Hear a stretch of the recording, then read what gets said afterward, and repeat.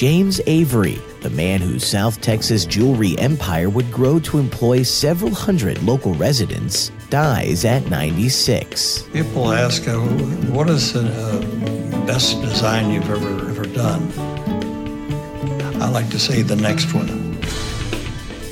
Months after the city's year-long Tricentennial celebration seemed poised for disaster, city officials reassess a previously troubled state of affairs with glowing results. Honoring our place in history with Commemorative Week, a citywide celebration in May of 2018. In a deal that creates the nation's largest oil refiner, San Antonio-based Endeavor becomes the latest local company to move its executive offices out of Texas. And a Hjh Consulting firm accuses its former president of overstating the amount of money clients owed the company by $25 million. I'm Chance Dorland with your Express Briefing for Tuesday, May 1st. Subscribe to this and other free content at expressnews.com/podcasts. And get each day's top news and sports headlines delivered to your inbox at expressnews.com/newsletters. In his mother-in-law's garage in 1954, James Avery began a South Texas jewelry empire that would grow to employ more than 3,500 people, including several hundred locally. Monday, James Avery Artisan Jewelry announced via Facebook its founder was dead at the age of 96.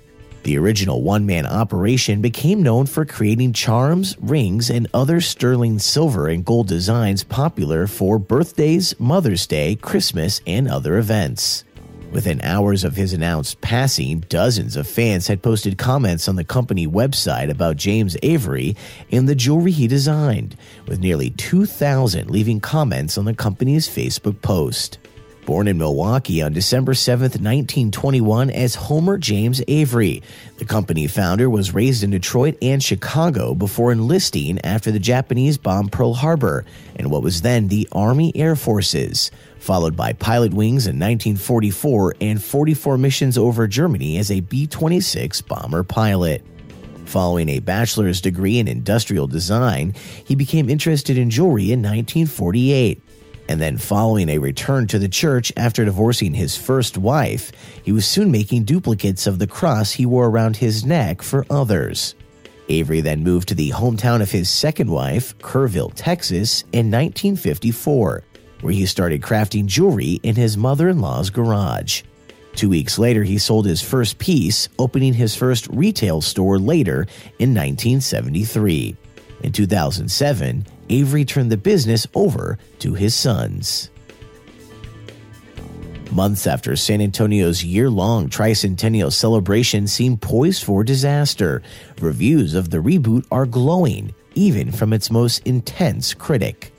As the city prepared to dive into Commemorative Week, the centerpiece of San Antonio's celebration of its 300th anniversary, Monday, Councilman Greg Brockhouse called the change a total reversal.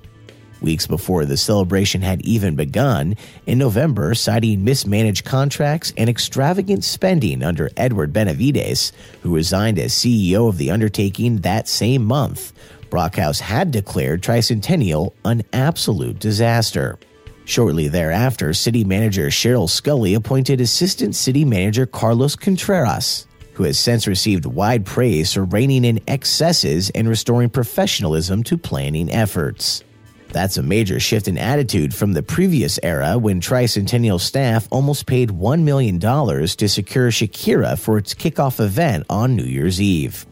Contreras chose instead to strive for a more workmanlike approach, noting that as he can't change things that have already occurred, he'll focus on those things he can. Mayor Ron Nierberg says the new CEO's most significant contribution to Tricentennial has been to, quote, lower everyone's blood pressure. In a deal that moves the executive offices of yet another local company out of the state, Marathon Petroleum is buying San Antonio-based Endeavor for $23.3 billion. The resulting company will now be the nation's largest oil refiner. The headquarters of Endeavor will be merged with the buyers and moved to Ohio, where Marathon is based. but it's unclear how the sale and move will impact Endeavor's 1,500 San Antonio-based employees. The company has a total workforce of about 14,000 people. For San Antonio, it's the fourth major homegrown company the city has lost to an outside buyer over the past 18 months. Endeavor shareholders reportedly stand to make a sizable profit on its sale. And a Hjh Consulting firm has accused former President Stephen Canty of overstating the amount of money clients owed the company by $25 million. Monday, the firm's bankruptcy lawyer said that by manipulating the books, Canty was able to tap more of the company's $27 million line of credit with Texas Capital Bank. Hjh Consulting Group Incorporated, which does business as the Salt Group, has accused Canty of fraud but hasn't taken any legal action against him. Canty is said to have confessed to the actions, which precipitated HJH hiring an outside auditor, who determined that Canty's story about the manipulation of receivables was accurate.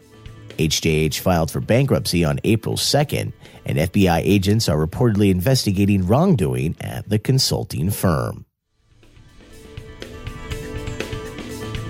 And that's your daily San Antonio Express News briefing for Tuesday, May 1st. Subscribe to this and other free content at expressnews.com/podcasts. I'm Chance Dorland.